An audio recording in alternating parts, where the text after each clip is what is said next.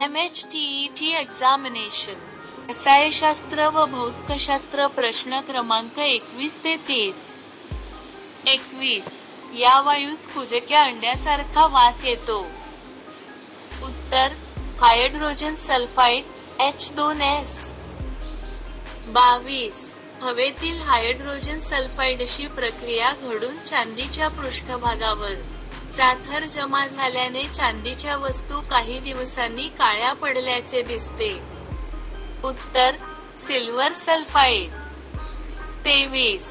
कार्बनचे हे अपरूप विजेचे सुवाहक आहे. उत्तर ग्राफाइट. 24. या शास्त्रज्ञाने प्रथम प्रयोगशाळेत पाणी तयार केले. उत्तर हेनरी कॅव्हेंडिश. 25. दोन द्रव पदार्थांच्या मिश्रणात घटक भागशः ऊर्ध्वपातनाने वेगळे करण्यासाठी त्यांच्या उत्कलन बिंदूंमध्ये किमान इतका फरक असणे आवश्यक असते. उत्तर 20 अंश सेल्सिअस. 26. आम्लयुक्त पाण्याच्या विद्युत अपघटनात अनोड धनाग्रवर ऑक्सिजन वायू मुक्त होतो, तर कॅथोड ऋणाग्रवर हा वायू मुक्त होतो. उत्तर हायड्रोजन.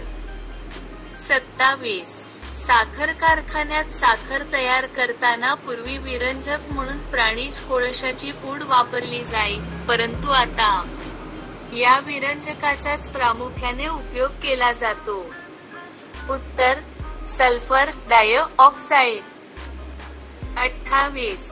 जलचर पाण्यात श्वसन करू शकतात कारण पाण्यात टक्के ऑक्सिजन विरघळलेल्या स्थितीत असतो. उत्तर 4. 29.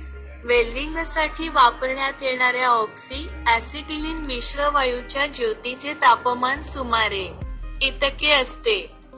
उत्तर 3000 अंश सेल्सिअस. 30. नैसर्गिक रबरावर वल्कनायझिंग प्रक्रिया करताना ते बरोबर तापवितात. उत्तर सल्फर.